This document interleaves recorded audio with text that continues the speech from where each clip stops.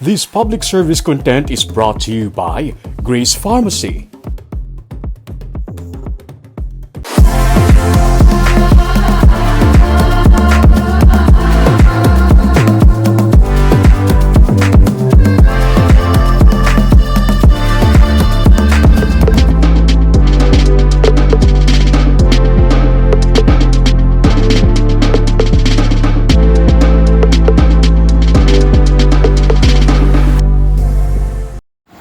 Kung magsiling ka choir, isa ka grupo sa mga singers, pwede iya ka eskwelahan, pwede iya ka LGU, kag pwede man iya ka simbahan. Pero, ini isa ka choir nga nagalibot sa nagkalain-lain nga mga lugar para magdala sa mga bulig.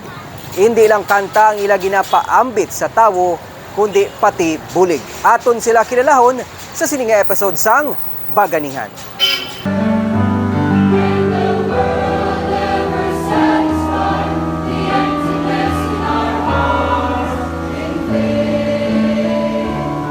Sila ang Anawim Choir, ang tingog nga masami mabatian sa misa sa San Sebastian Cathedral sa Bacolod City.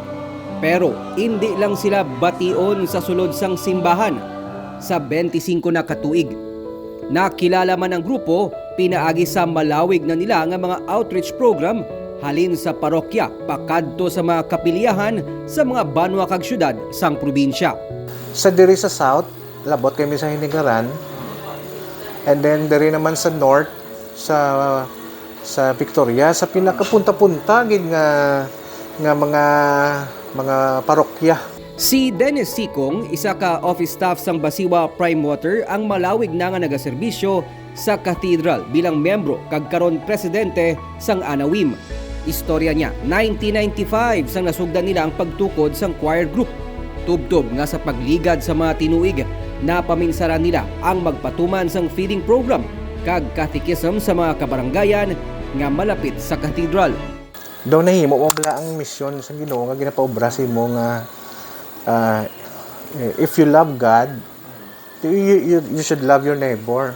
Sa nagpeak ang pandemic, wala man naguntat ang grupo sa pagpalabot sang libre nga bugas, grocery items ug iban pa para sa mga kubos. Ang ilang nga grupo ang nagbulig man bisan sa mga biktima sang kalamidad, nalakip na diri sa mga nahalitan sang tinilikdan nga baha sa Victoria City sang 2020. Para kay Dennis kag sa iyang mga kaupdanan sa Anawim, ang paghatag balik sang bugay gikan sa makaako pamatuod sang ila gugma kag pagtuo.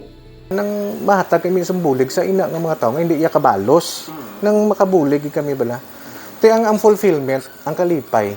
Namon asa ang kaswa mo nang gurong isa nga naga ano sa amon nga sige kami gapon kay ang not just sa kanta lang, may mission kami nga ginahimo for past 25 years na. Madamo na sa mga anay membro sang choir group ang naging professional kag padayon nga nagabulig sa mga programa sang Anawim. Pila sa ila nangin kaupod na ni Dennis sa trabaho. I joined the Anawim Choir last 2008 when I was 16 years old through the program of our school, the church involvement. My experience nga upod ko di ang amon president sa group diri sa office is very positive ka beneficial gid, especially sometimes hindi kita ka-serve sa church and ka-attend meetings, makakuha ko sang mga updates sa upcoming activities and maka-support gyapon sa group. Sa pagsaulog man sang 25th anniversary sang grupo, tuyo nila nga maglunsal sang medical mission. Plano man nila nga makatukod sang Children's Center agud magganyat ang mga hubines sa pagsimba kag mapaiway man sila sa pagtambay o kun paghampang sang mga gadgets.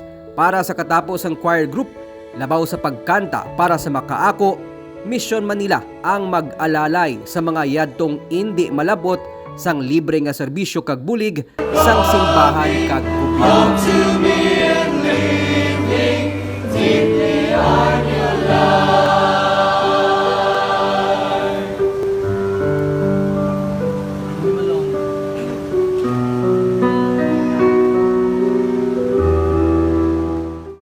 Hindi mo kinahanglan mangin gamhanan o kon may ikasarang agod makabulig sa imo isig katawo.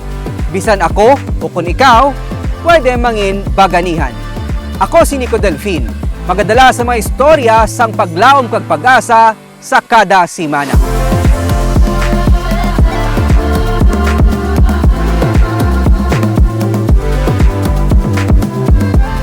This public service content was brought to you by Grace Pharmacy.